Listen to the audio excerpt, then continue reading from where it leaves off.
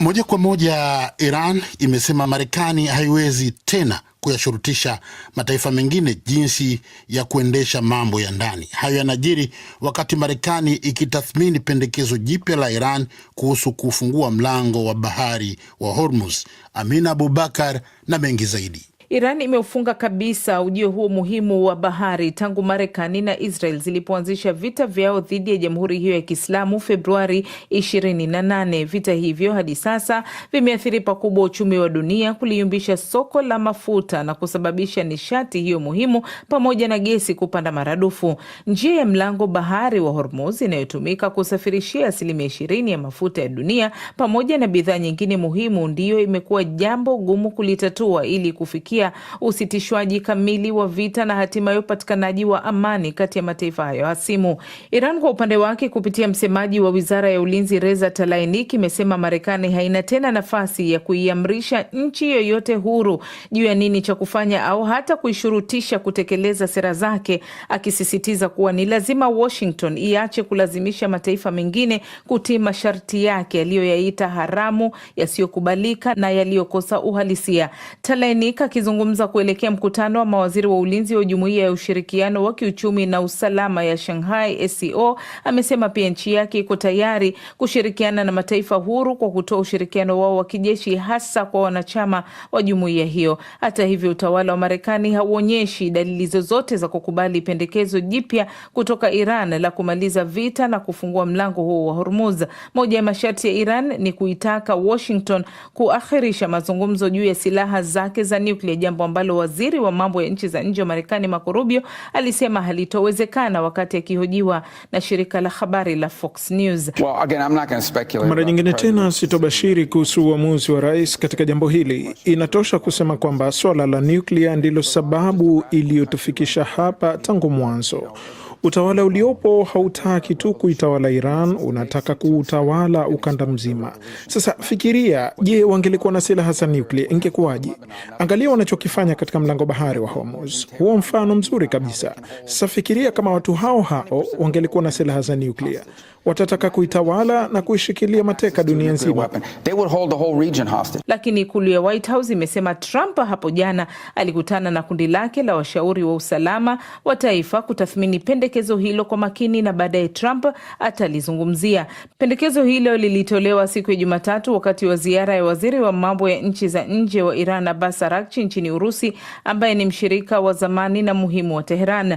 Wiki takriban moja iliyopita, Iran iliufungua mlango bahari wa Hormuz baada ya makubaliano kwamba Marekani itaacha kuzingira bandari zake, lakini muda mfupi baada ya tangazo hilo, kamandi kuu ya jeshi la Iran lilisema Washington imekiuka ahadi ya kufungua kikamilifu shughuli zote za usafirishaji kupitia mlango huo kwa uamuzi wake wa kuendelea na mzingiro wa kijeshi iliyoweka dhidi ya bandari za Iran, ikiwa ni pamoja na kuzuia kuingia na kutoka kwa meli zinazobeba shehena ya mafuta ya Iran.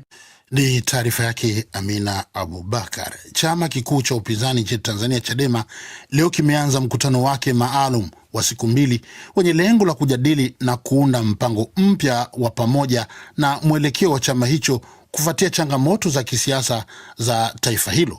Muda mfupi uliopita nilizungumza na mkurugenzi wa mawasiliano na uenezi wa Chadema Brenda Rupia akiwa katika eneo la mkutano jijini Dar es Salaam, ambapo kwanza nilitaka kufahamu ujumbe uliotolewa na makamu mwenyekiti wa chama hicho John Heche wakati wa kufungua rasmi kwa mkutano huo.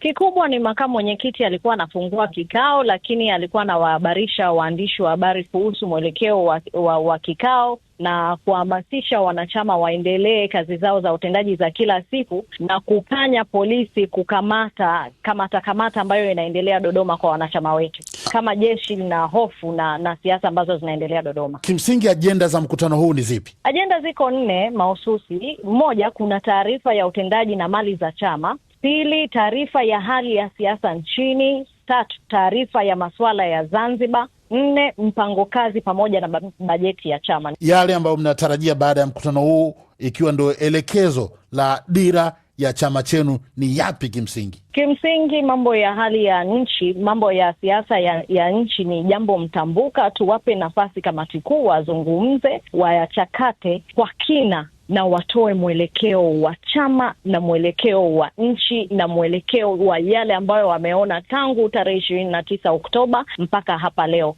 Tumefikia wapi na kama nchi tunaelekea wapi na chama kitashauri wananchi wafanye nini. Chama kama Chadema, wenyewe mnavyojitafakari katika wakati wote, mmekuwa na changamoto gani ambazo mnazipa nafasi katika kikao kama hiki? Kumekuwa kuna kamata nyingi zilizokuwa zinaendelea, kumekuwa kuna utekaji uliokithiri kwenye nchi hii ambao mpaka sasa bado unaendelea. Jana tu kuna wanachama 3 wamekamatwa na jeshi la polisi, lakini jeshi la polisi wanakana kuwa nao. Kwa hiyo tutazungumzia hayo mambo, lakini tutazungumzia siku 300 almost na 10 na zaidi ambazo chama kilikuwa kimefungiwa na vyombo vya dola kwa kutumia kesi ya Saidi Isa na wenzake. Kwa hiyo tutazungumzia mambo mengi, lakini pia tutazungumzia mambo ya mwelekeo wa chama na namna ya utendaji wa chama na nini kifanyike. Mnafanya mkutano pasipo mwenyekiti wenu Tundu Lissu. Mmetoa nafasi gani katika hili? Mnatafakari lipi? Mwenyekiti Tundu Antipas Lissu huwa anakuwa consulted, ana habari na kikao hiki, lakini viongozi bado wataendelea kufanya juhudi za kwenda kumuona Jumapili kama itawezekana. Lakini pia kama chama tuna kampeni ya Free Lissu ambayo makamu mwenyekiti alitangaza kwenye siku ya baraza la kidijitali. Alisema kampeni zianze immediately, kama ni vipeperushi watu wanaweza wakaprint ma t-shirt, kila mtu amdai Lissu kwa aina yake, kwa sababu Lissu hana makosa aliyofanya. Lissu ni mtu mwema. Lissu anapigania haki za Watanzania na anapigania haki ya nchi na anapigania haki yake mwenyewe. Ni very unfair kumweka gerezani kwa zaidi ya mwaka mmoja na mpaka leo yupo gerezani kwa jambo ambalo hakufanya, na mpaka leo bado anaendelea kuwa gerezani. Hiyo sio fair. Kwa hiyo tutaendelea kumdai Lissu. Kuwe na matarajio gani, kwa neno moja la mwisho tu, baada ya mkutano huu wa siku 2 leo na kesho? Chama kitatoka na msimamo thabiti, msimamo wa nguvu ambao tutaenda kudai haki za Watanzania kwa njia yoyote ile. Kwa hiyo wasitegemee kwamba sisi tutapiga magoti. Hatutapiga magoti, hatutarudi nyuma. Mapambano yanaendelea. Ni Brenda Rupia, huyo mkurugenzi wa mawasiliano na uenezi wa Chadema. Hapo Tanzania, mtazamaji na unanisikiliza, tume iliyoundwa na Rais wa Jamhuri ya Muungano wa Tanzania kuchunguza vurugu za Oktoba 29 wakati na baada ya uchaguzi mkuu wa Tanzania leo imezungumza na waandishi wa habari na kufafanua ripoti yao waliowasilisha mbele ya rais mnamo Aprili 23. Miongoni mwa yaliyotolewa ufafanuzi ni pamoja na vyanzo vya vurugu hizo, uwajibishwaji na wahusika na methodolojia ya ukusanyaji wa ushahidi. Florence Majani na taarifa ya kina. Jaji mstaafu Mohamed Othman Chande amezungumza na wanahabari leo na kutoa ufafanuzi wa ripoti hiyo. Akizungumza na wanahabari, Jaji Chande amefafanua hoja kadhaa zilizoibua maswali baada ya ripoti yake kuwasilishwa mbele ya rais, na kusema ripoti hiyo haikuegemea ushahidi wa jeshi la polisi, bali ilikusanya taarifa kutoka kwa jeshi hilo, ikiwamo suala la kupotea kwa watu kama chanzo cha vurugu hizo.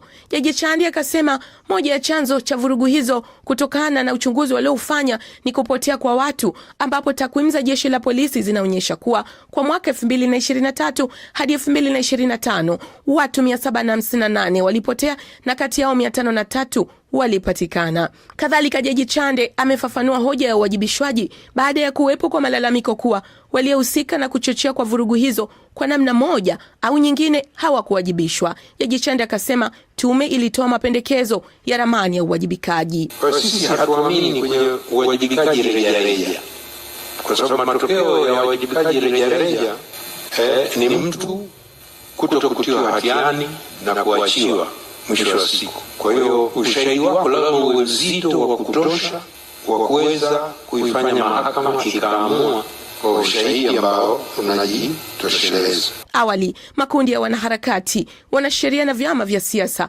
walitoa kasoro za ripoti hiyo, wakinyoshia kidole kwa kutowekwa wazi masuala muhimu, ikiwamo idadi ya watu waliofariki, ukusanyaji wa ushahidi na uwajibishwaji wa wahusika.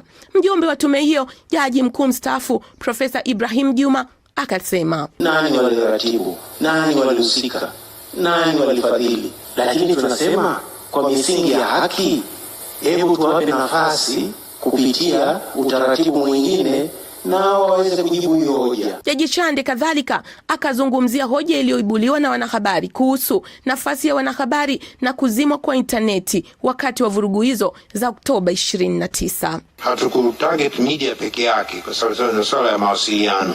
Masuala ya mawasiliano ya matumizi ya mtandao na kadhalika. Kwa hiyo tumeweka kwenye kundi hilo la mawasiliano. Tume hii iliundwa na Rais wa Jamhuri ya Muungano wa Tanzania Samia Suluhu Hassan mnamo Novemba 18 mwaka jana, na imefanya kazi kwa siku 153 hadi ilipowasilisha ripoti yake mbele ya Rais Aprili 23. Florence Majani, DW, Dar es Salaam.